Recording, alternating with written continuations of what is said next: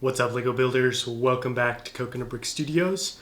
Another week, another episode of building Cato Neimoidia. This is going to be a rough week. For the past probably about 3 weeks, I've been steadily losing motivation to work on Cato Neimoidia.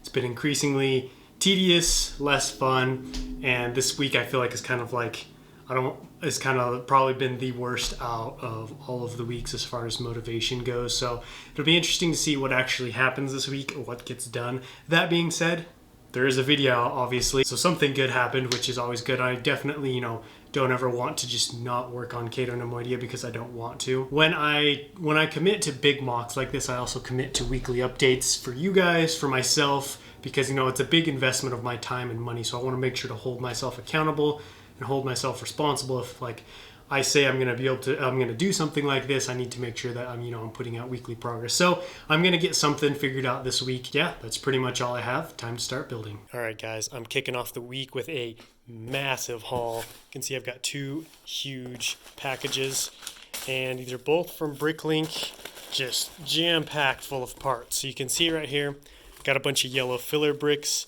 a bunch of dark bluish gray. I'm going to need a lot of dark bluish gray because, as you guys know, I announced I'm going to be doing the Imperial base on Mount Tantus, as well as, doing all that dark bluish gray stuff for Cato Neimoidia. So that's what a lot of this is. You can see I've got some ball and socket pieces, plates, more plates over here. We got some green for another side mock. A lot of parts right there. Very excited for that. And then, of course, I've got even more filler brick. I think in total I bought, like 400 or 500. All right, here is the second package. Let's see if I can get it out. So most of this is actually going to be for a medieval style mock that I'm going to be building here. Coming up soon. Very excited for you guys to see that. But I do have some trans clear studs in there, and then some dark bluish gray plate. But yeah, mostly stuff for the medieval haul. You can see I've got a knight right there and some other little minifigures. All right, guys, I just finished up a stream here working on dismantling my Naboo mock. Now, I wanted to show you guys this whole thing for a reason because, like I said, this week has been a tough week for motivation. Haven't really wanted to work on Cato Neimoidia. In fact, still haven't even done anything on it this week. I have, which means I have my work cut out for me. This right here is a great way to deal with mock burnout. Sometimes you just get so immersed in a project that you don't want to work on it anymore, and you're tired of it. And instead of just abandoning it, it's great to kind of take a step back and just work on something completely different. Like this mock right here took me about a week. Super fast, super fun. I feel like it turned out pretty good. Overall, it was a great experience, and it helped to take my mind off Cato Neimoidia. Instead of constantly feeling guilty that I wasn't working on it, I was like, all right, at least I'm doing something. I'm working on some kind of mock here. And it was just fun to try out new techniques because sometimes with these larger mocks, you can get stuck in the confines of only being able to do certain techniques over and over again, especially if you're doing rock work and stuff like this. So it's nice to be able to step out of those bounds because sometimes those bring on part of that burnout. I also built another medieval mock right here. This one isn't even Star Wars, completely different genre. And it's been so fun to step away from Star Wars and work on something like this. So if you're ever feeling that way, I would highly recommend trying out a different mock. It could be even still Star Wars, whatever, but try doing something small, something you can finish quickly, or just completely jump genres and do something completely different. I'm a huge medieval fan, and so this was a great opportunity for me to kind of let out those desires to do something medieval, and I'm definitely going to be doing more stuff like this in the future, so stay tuned. All that being said, I do need to get this cleaned up and start working on Cato Neimoidia. All right, enough excuses. It's time to get some work done on Cato Neimoidia. So I just spent the last little bit making a bunch of different cable links. I got all 3 different kinds, enough to create 2 more of these. So I'm going to have 2 on the bottom here and then 2 up above that. And what I'm going to do next is basically finish off this entire section. I want the whole dark bluish gray pad with all the cables to be done so I can really see, is this what I want, and will this be strong enough to hold up the city? That way I can come over here and replicate it. So far on the mock, I've kind of been building both sides at the same time, but I realized with this, I really didn't know what was going on, and so I really needed to take some time and plan and make sure that this looks good and works well before I replicate it over here. That way I don't have to tear apart two things. I can kind of just focus on this one part. I should have enough pieces to completely finish it. These are enough links, like I said, to finish off the cables up here, and then I'll just need to build some of these. I should have enough filler brick to do back here, so we should be all good to go. I'm excited to get this part finished. I'm going to go into a time lapse of it so you guys can see it coming together as well.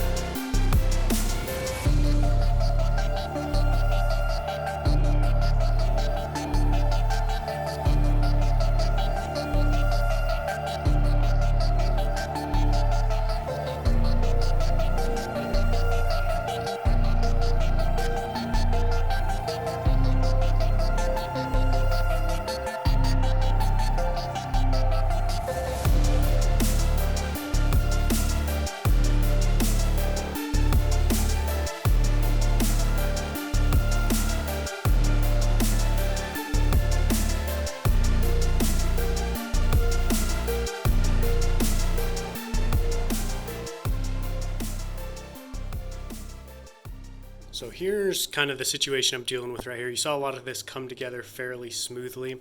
Got this back all built up nice and strong.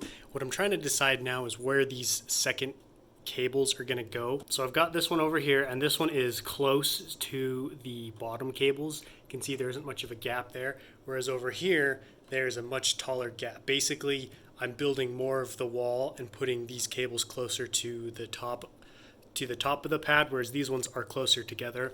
I think I might go with the ones that are further apart. That way when these are kind of outstretched like this, holding the city, they'll be kind of separated. I feel like these ones will probably be too close together and too squished looking. So I think I'm gonna go back in now, and I'm gonna strengthen up this side, and then I'm gonna move those up. And then when I'm done with that, I'll check back in for one last update. So here's the finished product.